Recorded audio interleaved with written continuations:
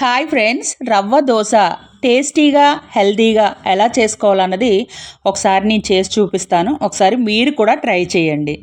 1 cup బియ్యం పిండి, 1 cup గోధుమ పిండి, అలానే 1 కప్పు రవ్వ, బొంబాయి రవ్వ వేసి దానిలో 1 స్పూను పసుపు వేసుకోవాలి. పసుపు ఎందుకు వేయాలంటే దోశ తెల్లగా వస్తుందండి. పసుపు వేస్తే కలర్ఫుల్గా కనిపిస్తుంది, హెల్త్కి కూడా మంచిది కాబట్టి. దాంట్లోనే తగినంత సాల్ట్ వేసుకోవాలి, అంటే ఉప్పు. అలానే 1 కప్పు పెరుగు, అలానే తురిమిన క్యారెట్, అందులోనే మనం కొత్తిమీర కొంచెం, అలా కట్ చేసుకున్న పచ్చిమిరపకాయలు, ఆనియన్స్ ముక్కలు, ఇవన్నీ వేసి బాగా వాటర్ పోసి కలపాలి. అది కూడా హ్యాండ్తో కలపాలండి, గరిటతో కలపకూడదు. గరిటతో కలిపితే ముక్కలు ఉండలుగా ఉండిపోతాయి. ఇలా హ్యాండ్తో బాగా పిసుకుతూ కలిపితే మనకి చాలా టేస్ట్ వస్తుంది అన్నమాట దోశ. చూసారు కదా నేను ఎలా కలుపుతున్నానో అలా కలుపుకోవాలి. కొంచెం వాటర్ పోసుకుంటూ బాగా పిసుకుతూ కలపాలి. ఇలా కలిపితే దోశ చాలా టేస్ట్ వస్తుందండి. ఒకసారి మీరు కూడా మీ ఇంట్లో రవ్వ దోశ ఇలా ట్రై చేయండి. ఇందులో మనం వేసిన ఐటమ్స్ అన్నీ కూడా హెల్త్కి సంబంధించినవే. ఇంగ్రీడియంట్స్ అన్నీ కూడా మన హెల్త్కి మంచిది. అలాగే 1 స్పూన్ జీలకర్ర కూడా వేసుకోవాలి. ఇప్పుడు గరిటె పెట్టి కలిపితే మనకి కరెక్ట్గా దోసపిండి వస్తుంది అన్నమాట. ఇలా కలుపుకోవాలి.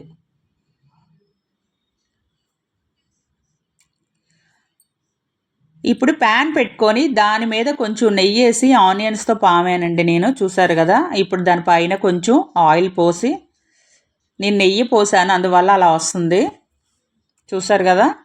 ఇలా ఒకసారి ఆనియన్స్తో పామితే మనకి మాడకంట మంచిగా దోశ వస్తుంది అన్నమాట.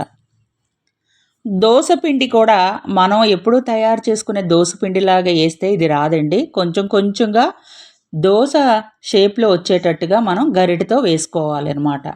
చూసారు కదా నేను వేసినట్టుగా. చాలామంది ఇంకా పల్చగా కలుపుతారండి. అలా కలిపితే ఏంటంటే కరకరం అంటుంది. ఇలా అయితే కొంచెం మృదువుగా టేస్టీగా మెత్తగా వస్తుంది, చాలా బాగుంటుంది. ఇలాగే ట్రై చేయండి ఒకసారి. అలాగే దానిపైన 1 స్పూన్ ఆయిల్ పోసుకోవాలి. మనం ఇది తిరగైన అవసరం లేదండి, పైన వేడికే ఉడికిపోతుంది అన్నమాట దోశ.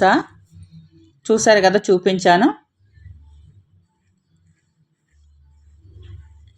సింపుల్గా చేసుకోవచ్చండి. అప్పటికప్పుడే మనకి రుబ్బు లేనప్పుడు మనకి వెంటనే టిఫిన్ కావాలి అనుకుంటే ఇలా ట్రై చేయండి. హెల్త్కి మంచిది, చాలా టేస్ట్ కూడా ఉంటుంది అన్నమాట.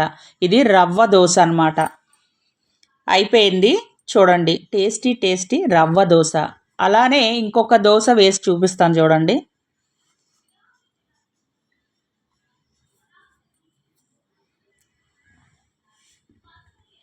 మనకి టైంకి టిఫిన్ లేనప్పుడు వెంటనే మనం చేసుకునే దోశ అన్నమాట. హెల్తీగా ఉంటుంది, టేస్ట్ కూడా అంతే రుచిగా ఉంటుంది.